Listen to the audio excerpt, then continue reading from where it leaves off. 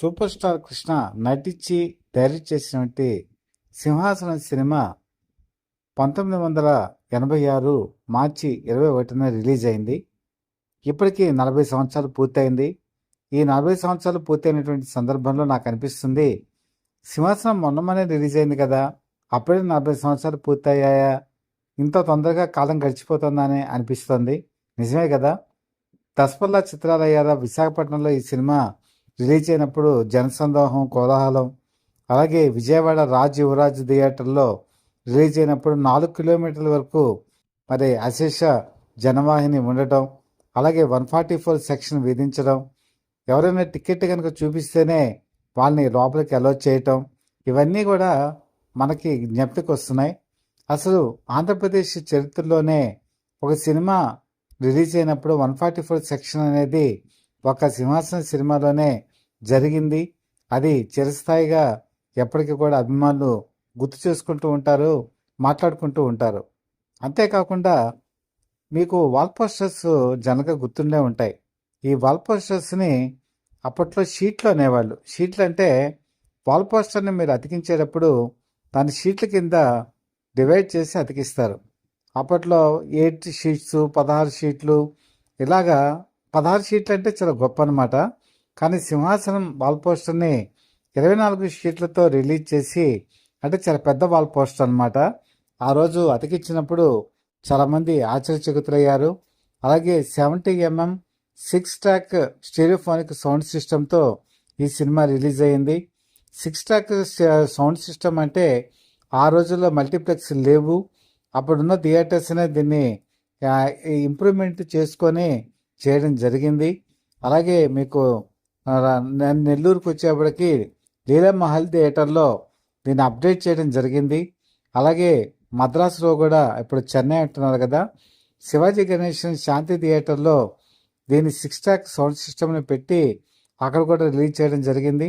చెన్నైలో శాంతి థియేటర్లో 100 రోజులు ఆడి రికార్డుని క్రియేట్ చేసి 100 రోజులు పండగని సెలబ్రేట్ చేసుకోవడం కూడా జరిగింది. తెలుగులో మొట్టమొదటిసారి చెన్నైలో సెలబ్రేట్ చేసుకున్నటువంటి శత దినోత్సవ చిత్రం సింహాసనం. శివాజీ గణేషన్ తన థియేటర్ అయినటువంటి శాంతి థియేటర్కి వచ్చి ప్రతిరోజు ప్రేక్షకుల రెస్పాన్స్ చూసి చాలా ఆశ్చర్యపోయేవాళ్ళట. జానపదాన్ని ఇంత గొప్పగా తీశారా అని చెప్పేసి. అప్పట్లో దీనికి అయినటువంటి బడ్జెట్ 4 కోట్ల రూపాయలు. హిందీలో సింహాసనం అని చెప్పి తీశారు, తెలుగులో సింహాసనం అని చెప్పి తీశారు. హాలీవుడ్ స్థాయిలో ఈ సినిమా ఉంటుంది, అంత గొప్పగా తీశారు. తీయటమే కాదు, తెలుగులో ఆయన నటించారు కూడా. హిందీలో కూడా ఆయన నటించేవారే. చాలామంది ప్రోత్సహించారు, మీరు హిందీలో కూడా నటిస్తే బాగుంటుంది కదా అంటే, ఆల్రెడీ నేను జితేంద్రకి మాట ఇచ్చాను కాబట్టి జితేంద్రే హీరో అని చెప్పేసి తను నటించకుండా హిందీలో జితేంద్రకి అవకాశం ఇచ్చిన గొప్ప మనిషి సూపర్ స్టార్ కృష్ణ. ఇందులో మరొక విశేషం ఏంటంటే, శ్రీదేవికి కూడా ఇందులో ఆఫర్ ఇచ్చారు సూపర్ స్టార్. ఈ సినిమా స్క్రిప్ట్ మొట్టమొదటి చదివింది జయప్రద. ఈ బాగా ఇన్స్పైర్ అయిపోయారు. ఇన్స్పైర్ అయ్యి అలకనందాదేవి క్యారెక్టర్ని అడిగితే ఆవిడ మాట కాదనిలేక అలకనందాదేవి క్యారెక్టర్ని ఆయన ఇవ్వటం జరిగింది. అయితే శ్రీదేవి ఏమి చెప్పారంటే, ఈ అలకనందాదేవి క్యారెక్టర్ నాకు నచ్చింది, ఈ సినిమా రెమ్యునరేషన్ నేను హిందీకి మాత్రమే తీసుకుంటాను, తెలుగుకి తీసుకోను, నాకు అలకనందాదేవి క్యారెక్టర్ కనుక ఇస్తే నేను తప్పకుండా చేస్తానని చెప్పి ఆవిడ ఆఫర్ ఇచ్చారు. కాకపోతే కృష్ణ, నేను ఆల్రెడీ జయప్రదకి మాట ఇచ్చాను, ఇప్పుడు మాట తప్పలేను, ఇప్పుడున్న క్యారెక్టర్ విష్కన్య క్యారెక్టర్ ఉంది కాబట్టి అది చేయమని అడిగారు. కానీ శ్రీదేవి ఆ క్యారెక్టర్ నిడివి తక్కువగా ఉందని చేయడానికి ఒప్పుకోలేదు.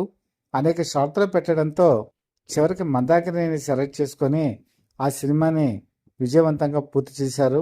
ఇందులో రాధ కూడా రాజనర్తికగా కనిపించి మన ఆశ్చర్యచకితుల్ని చేస్తారు. ఈ విధంగా తను ఏదైతే మాట ఇచ్చారో ఆ మాటకు కట్టుబడి ఆ మాట ప్రకారమే వెళ్ళినటువంటి వ్యక్తి సూపర్ స్టార్ కృష్ణ. ఒకవేళ కనుక ఆయన మాట కనుక కొద్దిగా తప్పినట్టయితే శ్రీదేవి ఆ సినిమాలోకి ఎంటర్ అయి ఉండేది. శ్రీదేవి కనుక వచ్చిండుంటే ఆ సినిమా ఇంకా సూపర్ డూపర్ హిట్ అయ్యేది కూడా.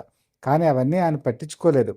తన మాట ముఖ్యం అనుకొని మాట మీదే నిలబడ్డారు. ఈ సినిమా సంచలన విజయం సాధించింది. ఆంధ్రప్రదేశ్లో రిలీజ్ అయిన మొదటి వారంలోనే 1,50,00,000 కలెక్ట్ చేసి అత్యధికమైన రికార్డు క్రియేట్ చేయడం జరిగింది. ఇది దసపల్లా చిత్రాలయ వైజాగ్లో 100 రోజులు హౌస్ఫుల్ అయ్యి మరొక రికార్డును కూడా క్రియేట్ చేయడం జరిగింది. ఆ రోజు థియేటర్స్లో అడ్వాన్స్ బుకింగ్లు విపరీతంగా నమోదయ్యాయి. చాలామంది ముందుగా అడ్వాన్సులు తీసుకొని ఈ సినిమాని ప్రదర్శించారు. అలాగే రికార్డు స్థాయిలో కలెక్షన్స్ కృష్ణకు రావటం ఆ రోజు అందరినీ కూడా ఆశ్చర్యచకితులను చేసింది. ఎందుకంటే 50 సంవత్సరాలు దాటినటువంటి హీరోకి ఇంత క్రేజ్ ఉందా అని చెప్పేసి పలువురు కూడా చాలామంది విస్తుపోయారు. ఈ సినిమా అంత గొప్పగా ఆడింది కూడా. ఈ సినిమాకున్న ప్రత్యేకత ఏంటంటే రాజీవ్ గాంధీ, అమితాబ్ బచ్చన్ న్యూఢిల్లీలో వీళ్ళు ఈ సినిమాని ప్రత్యేకంగా ప్రదర్శించి చూశారు. రాజీవ్ గాంధీ తెలుగు సినీ పరిశ్రమకి ఇంత టెక్నాలజీని మీరు అందించారు, చాలా గొప్ప విషయం అని చెప్పి పొగిడారు కూడా. అమితాబ్ బచ్చన్ కూడా కృష్ణను పొగిడారు. అంతేకాదు కేంద్ర మంత్రులు అనేక మంది మరి న్యూఢిల్లీలో కూడా ఈ సినిమాని చూసి చాలా ఆశ్చర్యాన్ని వ్యక్తపరిచి గొప్పగా తీశారని ఆయనకి కితాబు ఇవ్వటం కూడా తెలుగు చలనచిత్ర పరిశ్రమకి ఒక రికార్డుగా మనం భావించవచ్చు. ఈ విధంగా తను దర్శకత్వం చేసి మంచి విజయాలు నమోదు చేసుకున్న సింహాసనం, ముఖ్యంగా ఆకాశంలో ఒక తార అనేటువంటి పాట కూడా చాలా గొప్ప పాటగా వర్ణించవచ్చు. అప్పటికి ఎస్పి బాలసుబ్రహ్మణ్యం కృష్ణకి పాడట్లేదు. మ్యూజికల్గా ఇది హిట్ అవుతుందా లేదా అనేటువంటి డౌట్ అందరికీ ఉంది. కానీ బప్పిలహరి అందించినటువంటి మ్యూజిక్ ఈ సినిమాకి ప్లస్ పాయింట్ అయింది. పాటలు కూడా మంచి సూపర్ డూపర్ హిట్ అయ్యాయి. హిందీలో సింహాసనం కూడా అద్భుత విజయం సాధించింది. ఈ విధంగా ఈ శతదినోత్సవ వేడుకలను చెన్నైలో జరుపుకోవడం ఆ రోజు అభిమానుల్ని కూడా చాలా ఆశ్చర్యచకితులను చేసింది.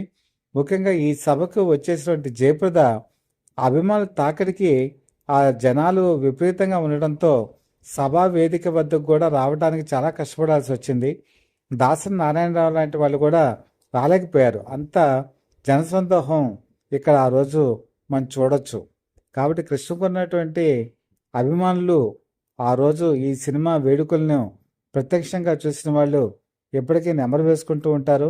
ఇంత అద్భుత విజయం సాధించిన సింహాసనం అప్పుడే 40 సంవత్సరాలు పూర్తయ్యాయని మనకు అనిపిస్తుంది. ఈ 40 సంవత్సరాల కాలంలో మరి తెలుగు పరిశ్రమ ఎంతో ముందుకెళ్ళింది. ఆ ముందుకెళ్ళటానికి పునాది వేసింది మాత్రం సింహాసనమే. ప్రతిదీ ఒక కారణం అనేది ఉంటుంది. కారణ జన్మలంటూ కూడా కొంతమంది ఉంటారు. అలాగే సూపర్ స్టార్ కృష్ణ తెలుగు సినీ పరిశ్రమకు ఎంతో సేవ చేశారు. ఆ సేవలు ఎప్పటికీ కూడా మర్చిపోలేనివి. మనం ఈ ఛానల్లో వాటిని గుర్తు చేసుకుంటున్నాం. మీకు కనుక కంటెంట్ కనుక నచ్చినట్టయితే లైక్ చేసి బెల్ ఐకాన్ ప్రెస్ చేసి సబ్స్క్రైబ్ చేసుకోండి.